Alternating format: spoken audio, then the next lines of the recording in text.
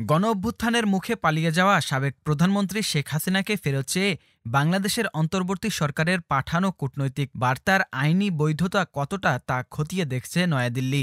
বাংলাদেশের ওই কূটনৈতিক বার্তার উত্তরের জন্য তাড়াহুড়ো করতে চায় না দেশটি। পররাষ্ট্র মন্ত্রণালয়ের সূত্রের বরাত দিয়ে দেশটির সংবাদ মাধ্যম আনন্দবাজার এক প্রতিবেদনে জানিয়েছে, সব দিক খতিয়ে দেখে বাংলাদেশের চিঠির জবাব দিতে কয়েক মাস সময় লাগতে পারে।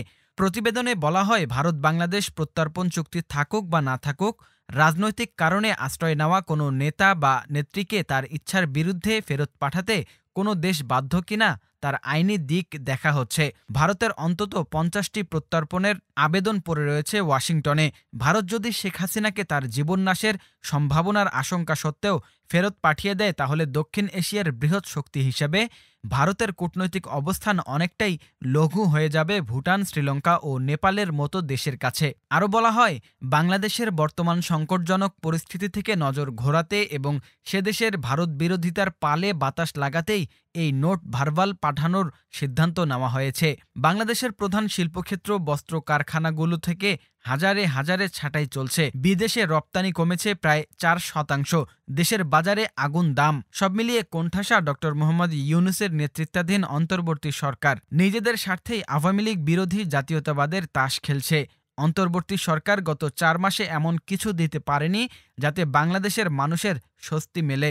দেশটির পররাষ্ট্র মন্ত্রণালয়ের শীর্ষ পর্যায়ের এক কর্মকর্তার উদ্ধৃতি দিয়ে প্রতিবেদনে বলা হয়, হাসিনা এখানে যে আশ্রয় চেয়েছেন এবং সেটা যে ভারতের সুপ্রাচীন অতিথি দেবো ভব নীতির সঙ্গে সাদৃশ্যপূর্ণ, একথা স্পষ্টভাবেই বলে এসেছিলেন পররাষ্ট্র সচিব। তার সঙ্গে এটাও বলেছিলেন, বাংলাদেশের স্বার্থের কথা ভেবেই ভারত যা করার করতে চায়। বাংলাদেশে আগুন জ্বললে তার ধোঁয়া সবার আগে ভারতের রাজ্যগুলোতেই আসবে। ফলে দুদেশের স্বার্থেই দ্বিপাক্ষিক সম্পর্ক শান্তিপূর্ণভাবে এগিয়ে নিয়ে যাওয়া উচিত। বাংলাদেশে সংখ্যালঘু সম্প্রদায়ের নিরাপত্তাজনিত দিকটিকেও মাথায় রাখতে হবে। বাংলাদেশ সরকারকে চাপে ফেলার উদ্দেশ্যে নিত্য প্রয়োজনীয় রপ্তানি বন্ধ করার পথেও যে হাঁটা হবে না, সে কথা বারবার জানিয়েছে সাউথ ব্লক। কারণ সেই পদক্ষেপ বাংলাদেশের মানুষের স্বার্থকে ব্যাহত করবে।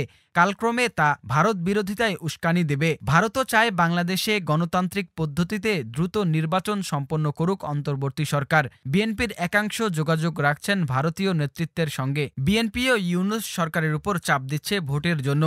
ওই প্রতিবেদনে বলা হয়, আপাতত দৃষ্টি রাখা হচ্ছে আগামী ২০ জানুয়ারির দিকে, অর্থাৎ আমেরিকার প্রেসিডেন্ট পদে ডোনাল্ড ট্রাম্প বসার পর বাংলাদেশের বর্তমান সরকারের গতিবিধিতে কিছু পরিবর্তন আসে কিনা তার দিকে।